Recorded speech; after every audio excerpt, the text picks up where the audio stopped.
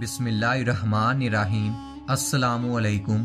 हर रोज़ नई वीडियो के लिए चैनल को सब्सक्राइब कर लें और साथ लगे हुए बेल आइकन को दबाकर ऑल की ऑप्शन को सिलेक्ट करें ताकि हर नई वीडियो की अपडेट आपको मिलती रहे।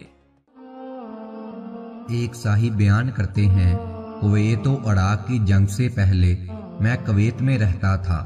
वहाँ मैं मुर्दों की तजहीज़ो तकफीन और दफन वगैरह के अमूर से वाबस्ता था और लोगों में इसी हैसियत से मरूफ था। जंग के दौरान मैं मिस्र आ गया। इसी दौरान मुझसे एक दिन एक खानदान के लोगों ने राब्ता कायम किया और खानदान की एक औरत की तकफीन के सिलसिले में बात की। चनाचा मैं कब्रिस्तान गया और मुर्दों के गुस्ल देने की जगह पर जाकर बैठ गया। मैं इंतजार में था कि जनाजा तैयार होकर निकले। इतने में 4 बापर्दा औरतों को मैंने गुस्ल देने वाली जगह से तेजी से निकलते हुए देखा। उन पर घबराहट तारी थी, मगर मैंने उनसे कुछ भी ना पूछा, शायद कि उनकी कोई वजह होगी। थोड़ा वक्त गुजरने के बाद वो औरत निकली जो मुर्दा औरत को गुस्ल देती है।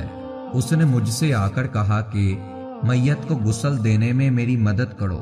मैंने कहा कि अल्लाह की बंदी, किसी मर्द के लिए यह जायज नहीं है कि वो किसी औरत को गुस्ल दे। उसने मुझसे कहा कि मैयत का जिस्म बहुत ज्यादा वजनी है जो कि आम तौर पर नहीं होता।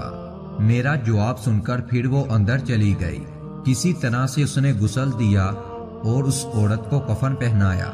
फिर हम जनाजा उठाने के लिए अंदर गए। हम तकरीबन 11 आदमी थे।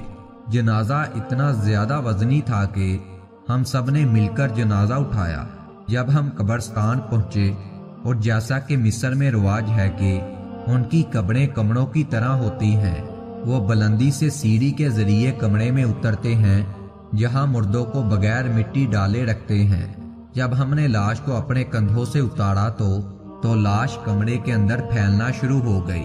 इस तरह का मंजर देखकर हम सब लोग घबरा गए और वो हमारे काबू से बाहर हो गई। इतने में हमने उसकी हड्डियों की चिड़चिड़ाहट सुनी जैसे हड्डियां टूट रही हों। हमने देखा कि कफन का कुछ हिस्सा हट गया है। मैं तेजी से लाश की तरफ बढ़ा और उस हिस्से को ठीक कर दिया। फिर बड़ी मुश्किल से उसको किबला रुख कर सका और दोबारा कफन चेहरे की तरफ से खुल गया। उस वक्त मैंने अजीबो गरीब मंजर देखा। हमने देखा कि आंखें जैसे बाहर की तरफ निकल रही हों। चेहरा काला और स्याह हो चुका था। हम इस मंजर को देखकर डर गए और तेजी से बाहर आ गए। कमरे का दरवाजा बंद कर दिया। उसके बाद जब मैं अपनी क़याम गाह पर पहुंच गया तो मुझसे मरने वाली औरत की औलाद में से एक लड़की मिली और उसने मुझे कसम देकर पूछा कि उसकी वालिदा के साथ कब्र में दाखिल करने के दौरान क्या मामला पेश आया है। मैंने जवाब ना देने की बहुत कोशिश की, मगर वो इस बात पर जिद कर रही थी कि मैं उसको मैयत के हालात से बाखबर कर दूं। हत्ता कि मैंने उससे सब कुछ बता दिया। इसी दौरान उस लड़की ने मुझसे कहा कि ऐ शेख साहिब, जिस वक्त आपने हमको गुस्ल की जगह से तेजी से निकलते हुए देखा था तो इसका सबब ये था कि हमने अपनी वालिदा के चेहरे को काला होते हुए देखा था। उसकी वजह यह है कि हमारी वालिदा ने कभी नमाज नहीं पढ़ी थी और उनकी मौत इस साल में हुई कि हमारी माँ हमेशा फैशन एबर रहती थी। शर्मो हया नाम की कोई चीज भी उनमें ना थी। कभी कभी अल्लाह ऐसे मंजर दिखाता है कि लोग उससे सबक हासिल करें।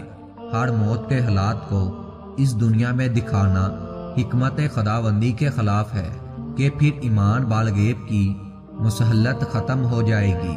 नाज़रीन कराम, उम्मीद करता हूँ आपको ये वीडियो अच्छी लगी होगी और आपको कुछ सीखने के लिए मिला होगा।